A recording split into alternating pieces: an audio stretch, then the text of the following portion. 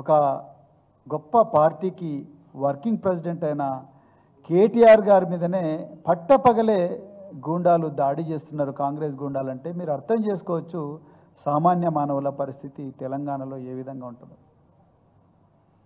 ఇలా విచిత్రం ఏంటంటే పోలీసుల వైఖరి ఒకవైపు హాస్యాస్పదంగా ఉన్నది, ఇంకొక వైపు ఆందోళనకరంగా కూడా ఉన్నది, అనుమానాస్పదంగా కూడా ఉన్నది. అసలు హోమ్ మినిస్టరు ముఖ్యమంత్రి తానే అయిన రేవంత్ రెడ్డి పక్కా ప్లాను వేసి బీఆర్ఎస్ నాయకులను అడుగడుగునా వాళ్ళను దాడి చేసి హతమార్చాలనే పన్నాగంలో పోలీసులు సమిధలవుతున్నారు, ప్రేక్షక పాత్ర వహిస్తున్నారు, పావులవుతున్నారు అన్న విషయం చెప్పాల్సి వస్తున్నందుకు బాధ అనిపిస్తున్నది ఒక మాజీ పోలీస్ అధికారిగా కూడా.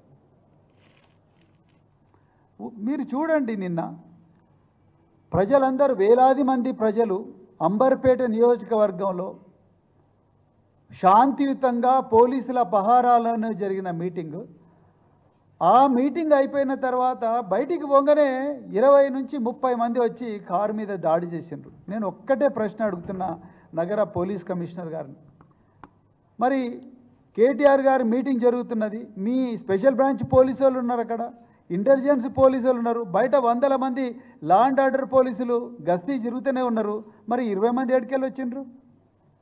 20 మందిని ఎందుకు మీరు అదుపులోకి తీసుకుపోలేదు? అదుపులో తీసుకొని వాళ్ళని నల్లకుంట పోలీస్ స్టేషన్లనో లేకపోతే అంబర్పేట పోలీస్ స్టేషన్లనో లేకపోతే గోషమాల్ స్టేడియంకో మమ్మల్ని తరలించినట్టు వాళ్ళని కూడా తరలియాలిగా. మరి వాళ్ళ ఫోన్లో ఎందుకు మీరు మానిటర్ చేయలేదు? మీ స్పెషల్ బ్రాంచ్ పోలీసులు ఎక్కడ పోయినరు మీ ఇంటెలిజెన్స్ పోలీసులు? ఏం సమాధానం చెప్తారు? అది ఒక ఎత్తు అయితే, ఇక రెండవది మరింత పెద్ద, దాని మీద మరి పోలీసులు 363/2024 క్రైమ్ రిజిస్టర్ చేసిండ్రు. ఇక విచిత్రం ఏందయ్యా అంటే ఇప్పటికీ దాడి జరిగి 26 గంటలైంది కేటీఆర్ గారి మీద. 26 గంటలైనా నిందితులు పోలీసు వాళ్ళకు దొరకలేదు. ఇంతకన్నా పెద్ద జోక్ ఏముంటుంది తెలంగాణలో? ఆ దాడికి నాయకత్వం వహించిన ఈ మోతా రోహిత్ అనే వ్యక్తి ఆయన డైరెక్ట్గా ట్విట్టర్లో పెట్టుకున్నాడు, నేను కేటీఆర్ కాన్వాయ్ని అడ్డుకున్నా అని చెప్పి, stopped KTR BRS at Amberpet demanding అని చెప్పి మొత్తం పెట్టుకున్నాడు.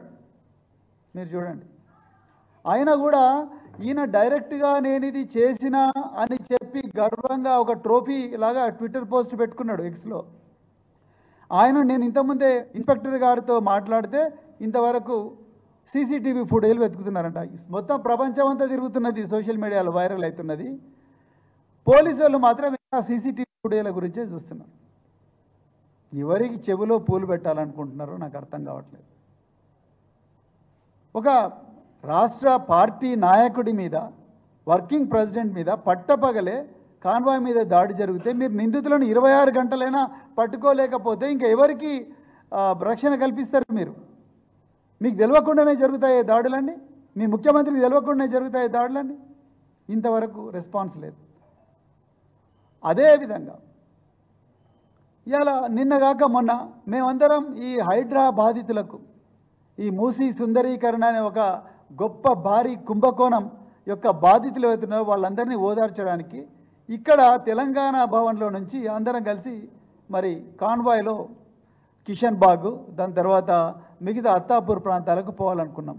కరెక్ట్గా 2 గంటల 15 నిమిషాలకు ఒక 30 మంది కాంగ్రెస్ గుండాలు వచ్చి మా పార్టీ ఆఫీసులకు వచ్చి మా నాయకులైన తెలంగాణ తొలి ముఖ్యమంత్రి అయిన కేసీఆర్ గారి దిష్టిబొమ్మ దగ్ధం చేయడానికి మా పార్టీ ఆఫీసు ముందరకు వచ్చి చేస్తూ ఉన్నారు. ఇది కవ్వింపు చర్య కాదా? ఇది ట్రెస్పాస్ కాదా? మరి పోలీసు భాషలో మాట్లాడాలంటే వాళ్ళు వచ్చి మా పార్టీకి అడ్డుకున్న మా పార్టీ కార్యకర్తల మీద ఇట్లా చేయొద్దయా, మా పార్టీ ఆఫీస్ ముందర మా పార్టీ నాయకుడి దిష్టిబొమ్మ అకారణంగా తగలబెడుతున్నారు, అది తప్పు, ఇది అగౌరవపరచడం ఒక వ్యక్తిని అని చెప్పి మరి అంటే వాళ్ళ మీదనే పెట్రోల్ పోసింది. దాని మీద కేసు రిజిస్టర్ చేయకపోగా వాళ్ళను పారదోలినందుకు మా మీద కేసు రిజిస్టర్ చేసి ఇవాళ మా కార్యకర్తలను 7 మందిని అరెస్ట్ చేసిండ్రు. మేము ఇంతవరకు మరి మా కార్యకర్తల మీద దాడి జరిగింది, మా పార్టీ ఆఫీసు ముందరకు వచ్చి మా మీదనే పెట్రోల్ పోసిండ్రు అనే దాని మీద ఇంతవరకు మరి ఎఫ్ఐఆర్ కాలేదు. మరి తెలంగాణ భవన్ ఎక్కడనో లేదు, పక్కనే ఉండే హైదరాబాద్ నగర పోలీసు కమిషనర్ ఆఫీసు పక్కనే ఉంది. ఆ 14వ అంతస్తు నుంచో 15వ అంతస్తు నుంచో పోలీస్ కమిషనర్కు మొత్తం కనిపిస్తుంటుంది ఇక్కడ. మరి మీకు తెలియకుండానే జరుగుతుంది ఆ కమిషనర్ గారు ఈ దాడి? ఆ 50 మంది వాళ్ళకి ఎవరు తెలియకుండా అదృశ్యంగా వచ్చింటారా? మరి అండర్ గ్రౌండ్ నుంచి వచ్చింటారా? వాళ్ళు అందరి ముందరనే స్లోగన్లు ఇచ్చుకుంటే 50 మంది దిష్టి బొమ్మ పట్టుకొని వస్తుంటే ఎందుకు మీ పోలీసులు ఆపలేదు? మా పార్టీ చరిత్రలో ఇప్పటి వరకు లేదు. ఇది 24 సంవత్సరాల పార్టీ చరిత్రలో 14 సంవత్సరాల ఉద్యమ చరిత్రలో ఒక్కరోజు కూడా తెలంగాణ ఉద్యమం బలంగా ఉన్న రోజుల్లో కూడా ఒక్కరోజు కూడా పార్టీ గాంధీ భవన్కు పోలేదు, బీజేపీ భవన్కు పోలేదు, లేకపోతే ఎన్టీఆర్ ట్రస్ట్ భవన్కు, ఎన్టీఆర్ టీడీపీ పార్టీ ఆఫీస్కి కూడా పోలేదు. పక్కనే ఉంటుంది, అక్కడికి కూడా పోలేదు. మాకు ఆ సంస్కృతి లేదు. మా నాయకులు కేసీఆర్ గారు చట్టబద్ధంగానే నడుచుకోవాలని నేర్పించింది తప్ప మీలాగా గూండాగిరి చేయడం, వీధి గూండాల్లాగా ప్రవర్తించడం, పక్కదో పట్టించడం అలాంటివి ఎప్పుడు కూడా మా నాయకుడు మాకు నేర్పించలేదు. ఇలా మీరే దాడులు చేస్తూ ఉన్నారు. హరీష్ రావు గారి క్యాంప్ ఆఫీస్ మీద పగలే లైవ్ టెలికాస్ట్ పెట్టి మరీ దాడి చేశారు. మరి ఎక్కడ పోయినారు పోలీసు వాళ్ళు? దాన్ని ఎందుకు అడ్డుకోలేదు? పాడి కౌశిక్ రెడ్డి గారు అరికపూడి గాంధీ ఇంట్లోనే ప్రెస్ మీట్ పెట్టి నేను కౌశిక్ రెడ్డి ఇంటికి పోతున్నా, ఎందుకంటే ఆయన మా ఇంటికి వస్తలేడు అని చెప్పి ఓపెన్గా ఛాలెంజ్ చేసి మరి పోలీస్ ఎస్కార్ట్తో సహా వచ్చి 100 మంది పోలీస్ సమక్షంలోనే కౌశిక్ రెడ్డి గారి మీద వాళ్ళ ఇంటి మీద దాడి చేసిండ్రు. మరి ఎక్కడ పోయిండ్రు పోలీసులు? ఎక్కడ పోయిండు హోంమంత్రి? ఎక్కడ పోయిండు ముఖ్యమంత్రి? ఇదంతా కూడా పక్కా ప్లాన్ ప్రకారమే జరుగుతున్నది. ఎందుకంటే బీఆర్ఎస్ పార్టీ ఈ ప్రపంచ బ్యాంకు నిధులతోని మెగా కాంట్రాక్టర్లతోని రేవంత్ రెడ్డి కుమ్మక్కై ఈ హైదరాబాదు నగరంలో మూసీ నది సుందరీకరణ పేరుతో 1,50,000 కోట్ల కుంభకోణాన్ని బీఆర్ఎస్ పార్టీ అడ్డుకుంటుందనే కసితోని అక్కసుతోని 6 గ్యారంటీల అమలు కోసం బీఆర్ఎస్ పార్టీ వీరోచితంగా పోరాడుతున్నది, పీడిత ప్రజల పక్షాన ఉన్నదని తెలుసుకొని వీళ్ళ బండారం బయటపడుతుందని చెప్పి ఇవాళ మరి రేవంత్ రెడ్డి కవ్వింపు చర్యలకు దిగజారుతున్నాడు. అదేవిధంగా పక్కదో పట్టిస్తున్నాడు. నేర ప్రపంచంలో మరి బ్యాంకుల దగ్గర ఎవరైనా పేదవాళ్ళు డబ్బులు అన్నీ కూడా బ్యాంకు నుంచి విత్డ్రా చేసుకొని బిడ్డల పెళ్ళిళ్ళ కోసమో లేకపోతే ఇల్లు కట్టుకోవడం కోసం పోతుంటే ఒక రామ్జీ నగర్ గ్యాంగ్ అని ఉంటుంది.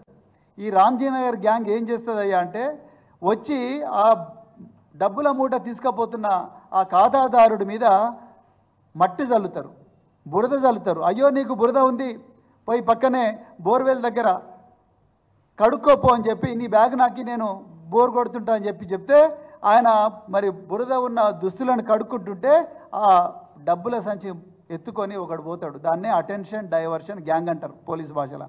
ఇలా రేవంత్ రెడ్డి కాంగ్రెస్ పార్టీ ఒక పక్కా అటెన్షన్ డైవర్షన్ గ్యాంగ్. ఇలా ఈ 6 గ్యారంటీలు అమలు చేయండి అని తెలంగాణ ప్రజలు ఉద్యమిస్తుంటే వీళ్ళు ఇలా దీని నుంచి తప్పించుకోవడం కోసం ఇలా మా నాయకుల మీద దాడులు చేస్తూ ఉన్నారు. అదేవిధంగా కొండా సురేఖ గారిని ఆమెను ముందర పెట్టి ఆమెతోని రకరకాల అసంబద్ధమైన